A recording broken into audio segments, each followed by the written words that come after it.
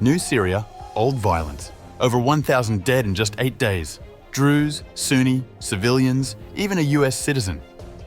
Syria's new US-backed regime faces growing backlash as sectarian bloodshed spirals again.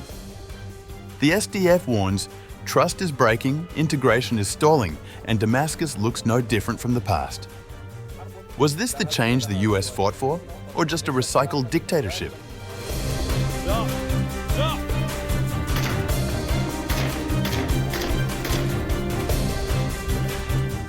As Syria teeters on the edge once again, a top official from the United States' closest ally in the country is calling for a bold change in direction from the new government. Speaking to Newsweek, the representative urged a shift in strategy, warning that the latest outbreak of sectarian bloodshed is tearing apart any remaining hope for unity.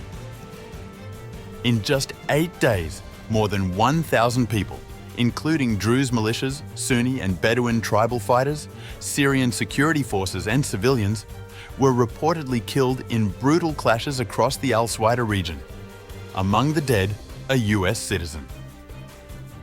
The violence marks one of the deadliest episodes since the Ba'athist regime fell in December, ending more than 50 years of iron-fisted rule.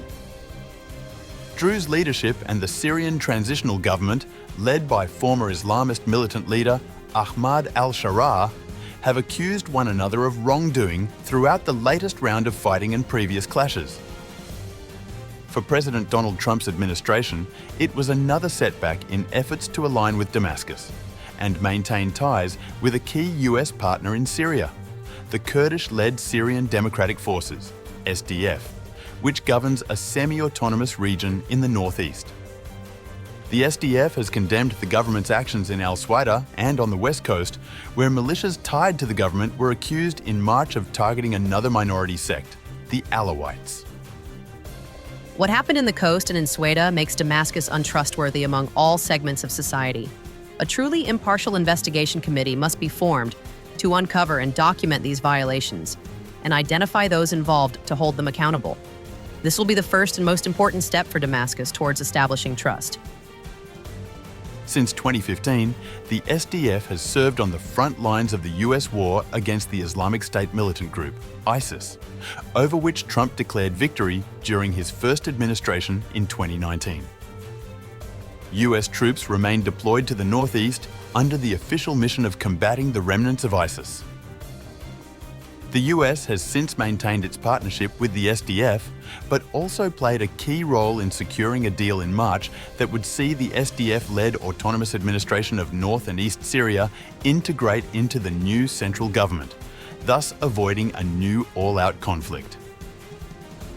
Yet, instances of minorities being targeted elsewhere in the country have raised new questions over Sharaa's control over the array of insurgents who helped bring him to power, even as the new Syrian leader repeatedly vowed to hold all perpetrators accountable.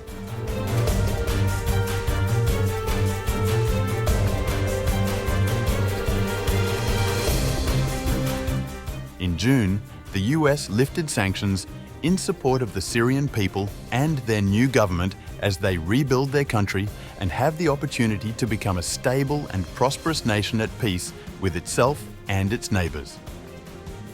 The move followed Trump's meeting with Sharaa in Saudi Arabia in May, after which the US leader offered praise for his Syrian counterpart.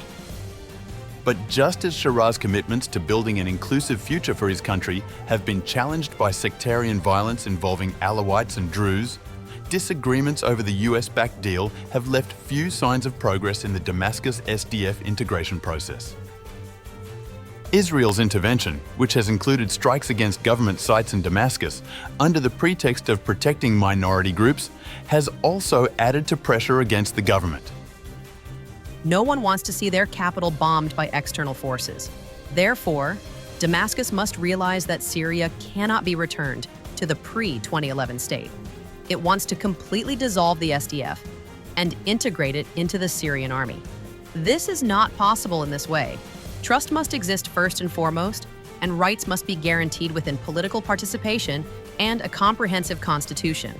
Such a process, within the conditions we discussed previously, require time as it will proceed according to agreed-upon steps. At the same time, Damascus has consistently defended its position and warned against delaying the process for too long.